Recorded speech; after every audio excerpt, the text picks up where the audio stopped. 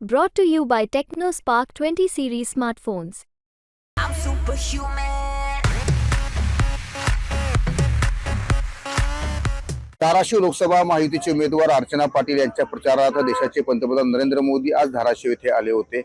आपल्यासोबत काही कार्यकर्ते आहेत.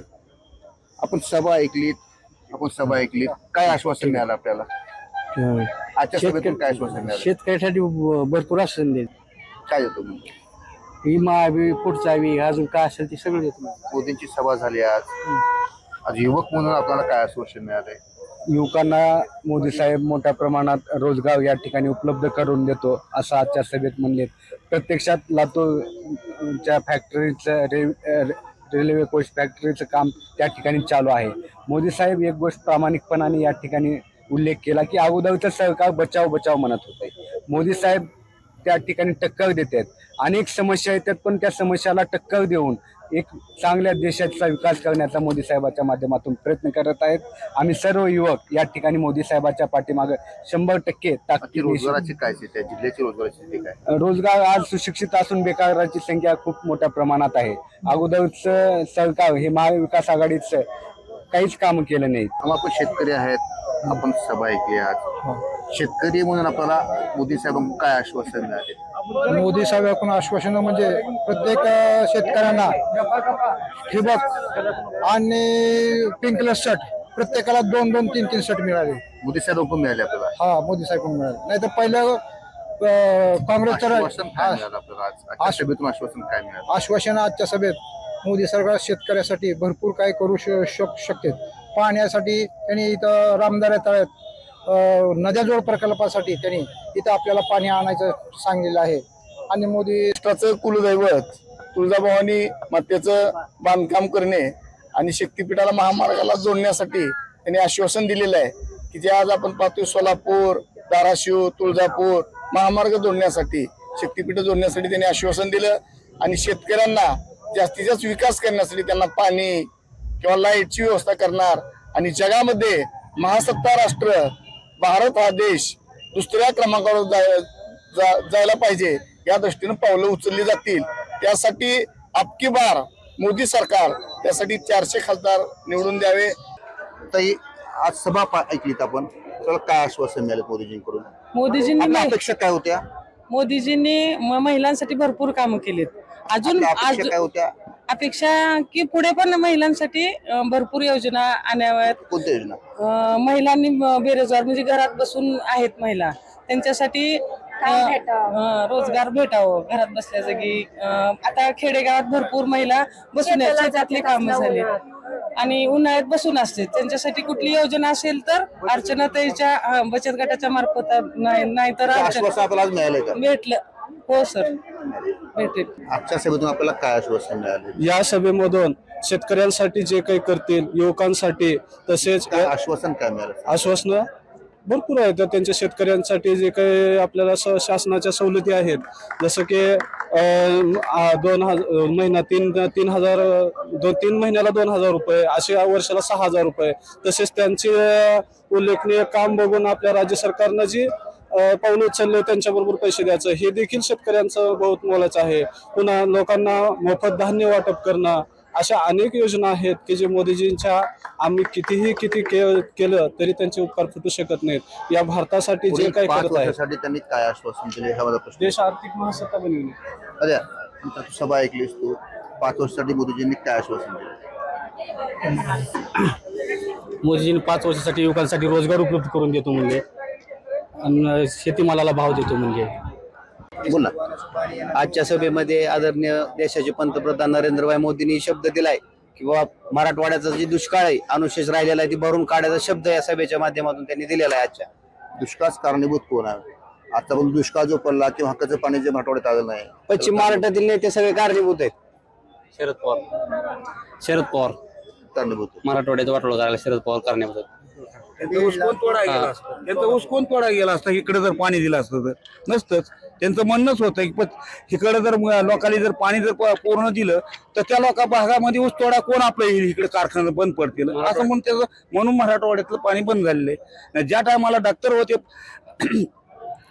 त्या टायमाला तुम्हाला सांगतो पाणी आपल्याकडे येत होतं त्यावेळेस त्यांनी मानली होती, पण शरद पवारांनी त्यांना चोपलं. त्यांना मंत्रिपदावरून नरेंद्र पदमसिंह पाटील शरद पवारच्या पक्षात होते अगोदर. हा होते ना, म्हणून त्यांनी ती काय ते चोपलं ना त्यांनी. काय म्हणतोस पाणी तिकडे न्यायचं, आपल्या इकडे ऊसतोडा कोणी अशा तत्वाने इकडे आपल्याकडे मराठवाड्यात पाणी आलेलं नाही. काय मोदींनी आश्वासित केले जिल्ह्याच्या विकासाच्या दृष्टिकोनातून? जिल्ह्याच्या विकासासाठी त्यांनी असं सांगितलंय की जी 60 वर्षामध्ये राष्ट्रवादी काँग्रेस पार्टीनं पाणी येऊन दिलं नाही या राष्ट्रवादी जिल्ह्यासाठी. काँग्रेस पार्टीनं हा, मग त्यांनी पाणी येऊन दिलं नाही तर आता आपण यावेळेस त्यांना निवडून दिलं की आमच्या सावंत साहेबांना सुद्धा सांगितलंय की मी 6 महिन्यामध्ये दुष्काळमुक्त म्हणजे धाराशिव जिल्ह्यामध्ये 21 TMC पाणी आणून देतो. आणि पाठीमागं जर हेच सरकार उद्धव ठाकरे ऐवजी जर हेच शिंदे साहेबांचं जर सरकार असतं तर आज आम्हाला पाणी भेटलं असतं. आणि धाराशिव जिल्ह्याचा जर विकास करू शकते तर फक्त सावंत साहेब आणि अर्चनाताई पाटील आजचे उमेदवार अर्चना पाटील आहेत. हो. मोदीजींनी आजच्या सभेच्या दृष्टिकोनातून जे दुष्काळाचं बोलले त्याला जबाबदार कोण वाटतं आपल्याला? जबाबदार पहिलं जलयुक्त शिवारसाठी सुद्धा सावंतसाहेब प्रयत्न करतात. हो, मग ती पाठीमागटलं उद्धव साहेबाची चूक आहे ह्याच्यामध्ये. उद्धव साहेबाच्या सरकारनं जर उद्धव साहेबाच्या ठिकाणी जर एकनाथजी शिंदे साहेब आणि फडणवीस साहेबांचं जर सरकार असतं तर आज 2024 काम पूर्ण होणार होतं.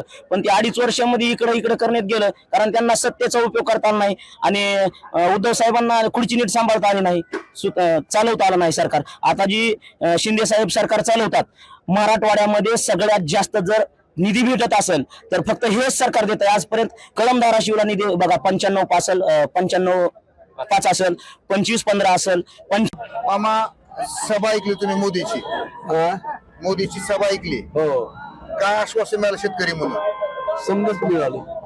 काय आश्वासन मिळालं? पाणी देतो म्हणला, शेतकऱ्याची सोय करतो म्हणला, सोयाबीनला भाव देतो म्हणला, पुन्हा पगारी देतोय गोर गरीबाला, चांगल्या वांगळाला, तांदूळ 5 वर्ष देतो म्हणला. मग अजून काय सांगू? समाधानी हाव? हो, समाधानी पहिल्याच आहे गाड्याला, पहिल्यापासून. घड्याळाचा हाव का मोदीचा हाव? मोदीचा गाड्याचा मोदी 60 वर्ष पाणी थांबवलं असं मोदीजी बोलले. हो, कोण थांबवलं होतं पाणी 60 वर्ष? काँग्रेसनं काँग्रेसने थांबवलं होतं. अरे हे ना, शरद पवार जीवन दिलं नाही आपल्या मराठवाड्यात पाणी.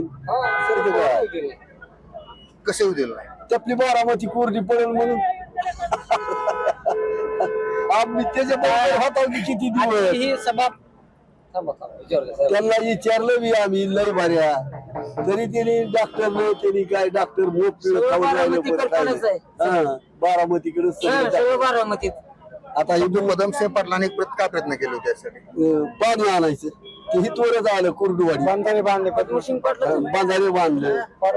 केले त्यासाठी? पाण्याचा केला, ह्याला पाण्यासाठीच काय प्रयत्न केले? पुन्हा बांधारे केलं झालं, पुन्हा गाव समजायला सोय दिली. मग अजून काय केलं, ऊस गाळायला नेलं कुणकड, पाटसला दिला आम्हाला पत्र लेटर प्यार, पाटसला ऊस गाळला बाळासाहेब दिवेकर होता चेअरमन तेव्हा. आता पाणी झालं, शेतकऱ्याचं कल्याण झालं, पाणी आलं की कल्याण झालं. आम्ही कोरड्या राहणार समजे कळंब तालुका. आश्वासन काय मिळालं जिल्ह्याच्या विकासाच्या अनुषंगाने? जिल्ह्याच्या विकासासाठी तसं मोदी साहेबांनी आज दिलेले सगळे आश्वासन चांगलेच होते.